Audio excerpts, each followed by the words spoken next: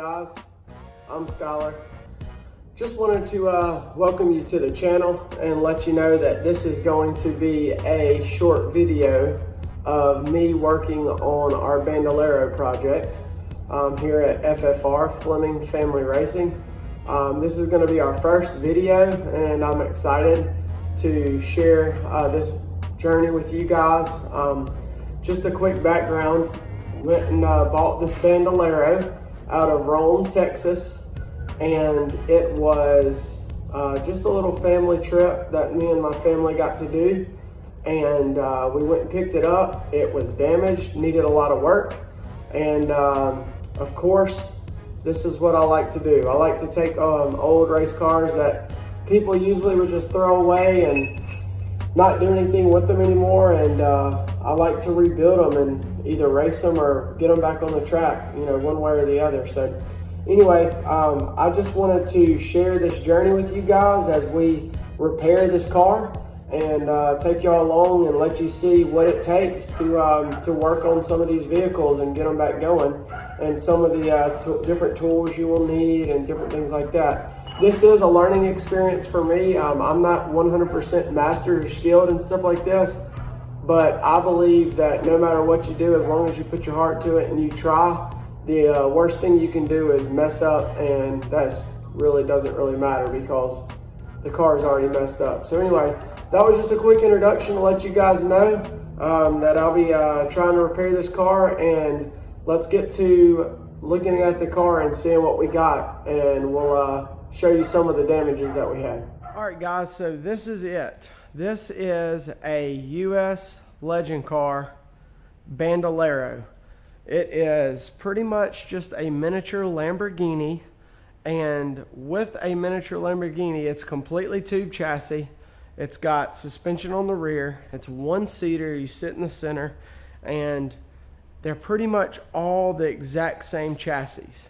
They've got 30 horsepower Vanguard, Briggs & Stratton motors on them, coilover suspension in the rear, and then hard suspension in the front. There's only minor adjustments you can do, but no actual suspension here. So I've got the body off of it right now, so you won't be able to tell what it looks like, but you can see some of the body. It's just fiberglass body with bumpers that surround, and like I said, I have that removed, and so as we get closer and further along to completion of this project, you'll be able to see the body back on and stuff like that. So anyway, let's get to some of the damage that we had. So I'll show you guys. So I've kind of already started working on this and haven't really videoed or anything because I'm new to this, but I'll just kind of show y'all some of the damage that we had. So when I bought the car, like I said, I bought it out of Rome, Texas. This car was bent pretty bad. You can probably see that this is 083, 1-inch 083 wall tubing, and this is what it looked like when I bought it. These horns that come out for the front bumper, set just like this for the front bumper to mount to, they were, as you can see, ratchet strapped onto the car because they had fallen off, and there was a big hack job right here, which that's fine, but you don't really want that because it's not the right way. But as you can see, because of this hack job and over the amount of times that this car got hit, you can see that that tubing just got really, really weak and really thin. And with the weight of this and the bumpers and the damages, this kind of just tore up, and the welds just finally gave way. So this here went just like this, and this goes like this, and you can see that this I've already cut out because we want to obviously repair it. And I went and got this same exact tubing, 1-inch 083 tubing, and today we are going to work on slipping these pieces in and getting them back in to the car so that I can weld the front bumper mount back on. And once that's done, we'll be able to just do some more maintenance and just do a few more things to the car to get it back into tip-top racing shape. After that, everything else on the car is pretty much straight, and all we have to do is adjust some pedals. These cars are normally driven by children, ages 9 to 12, and then 12 to 15 for some teens, preteens. But I'm actually going to be making this car to where I can drive it, and then eventually come back and my son can drive it. So in future episodes, you're going to see I've already moved the brake pedal from this location back, but we have to get some all thread to be able to adjust this pedal on back for an adult, and also this throttle cable. So, but like I said, in a future video, you will be able to see that. Let's get started on trying to cut these pieces out so that we can get this put back together. So to get started on this, the first thing we're going to do is we're going to work on this side of the car. And so of course I've got 2 of these pieces here, and we are going to focus on getting a good measurement. And what I'm going to do is, as you can already see, like I mentioned before, I've already cleaned this up and cut the old pipe out. So all we have to do is make us a measurement right here, and we will go over to the saw and we'll cut this. So the bottom down here, I'm gonna leave it flush mounted, flush to the bottom, so that way I can get a really nice weld and just, you know, tack this in. But the top, I'm gonna leave probably about the size of a piece of sheet metal gap in between it, and then take it out. That way I make sure I get good penetration all the way around, and I've got a little bit of a gap with it. So first thing we're going to do is we're going to measure this hole, and I'm not going to start like this because I want to make sure I get a good measurement, but it looks like 2, let's see, 3 7/8. So let's go over to the saw and we'll cut this 3 7/8.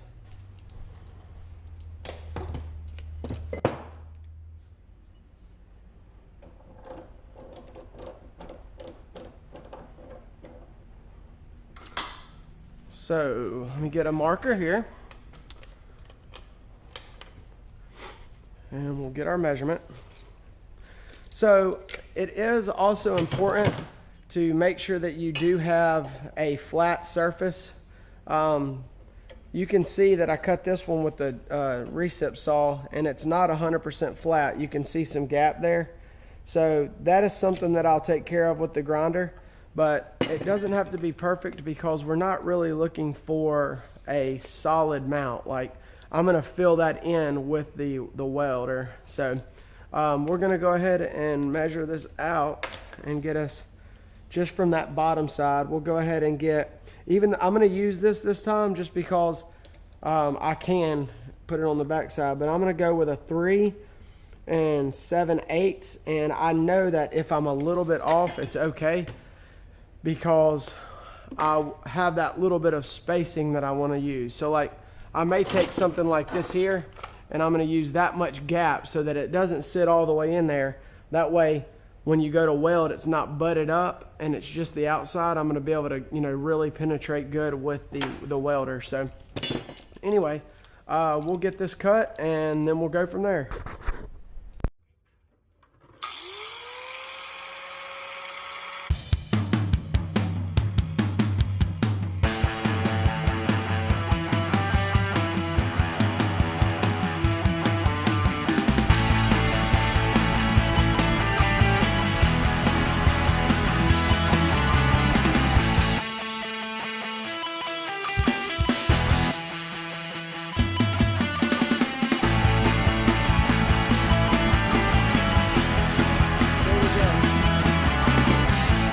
Got the piece cut, and of course, like I said, you can see how not all of the cuts are 100%. We're gonna have to, of course, grind this off, and I'm also gonna have to get this little bit of paint off. But anyway, I'll take care of that with the burr grinder, and we'll get these flattened up, and I'll try my best, and I can use a really straight piece of like my shop or metal to make sure that I get them to where they're flush, to where we don't have any rock, just so that we know we've got really nice solid pieces of metal that don't do this.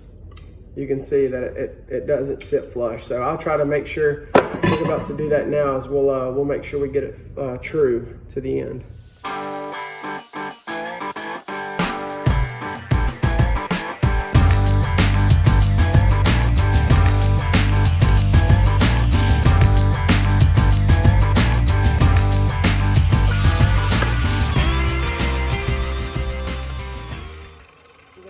As you see it,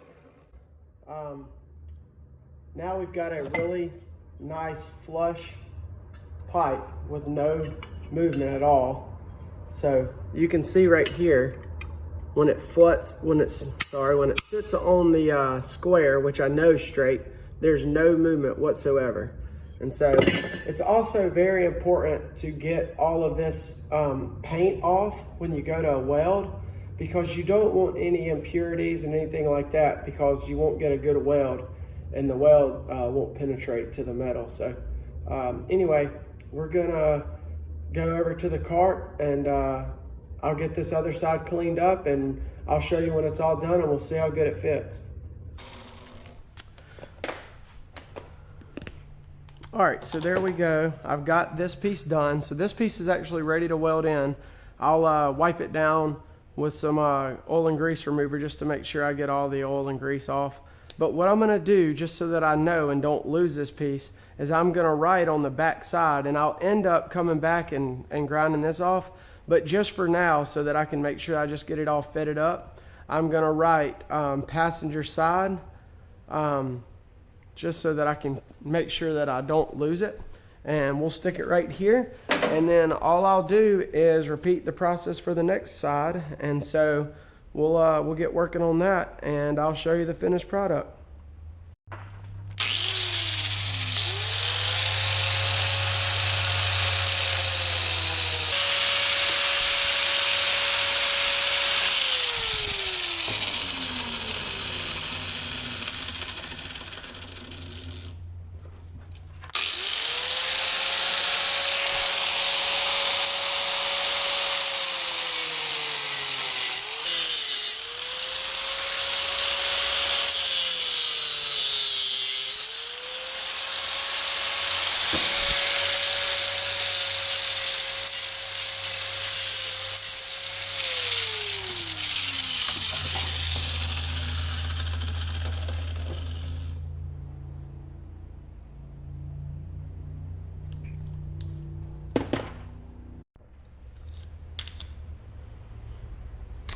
Alright, so as you can see, I went ahead and got this side done, and this is the final product for the driver's side. And you can see it goes in just like that. Gives me plenty of room and space. This one is a little bit more gapped than I wanted to, but that's fine. So what I can do is I can put a piece of sheet metal under this to give me my little bit of gap, and then once we fill and weld this in, that we'll still have enough to where we can do the same there.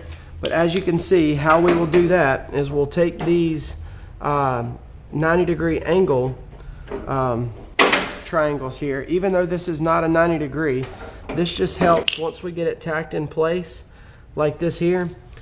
This just lets us know that we've got it in there at the exact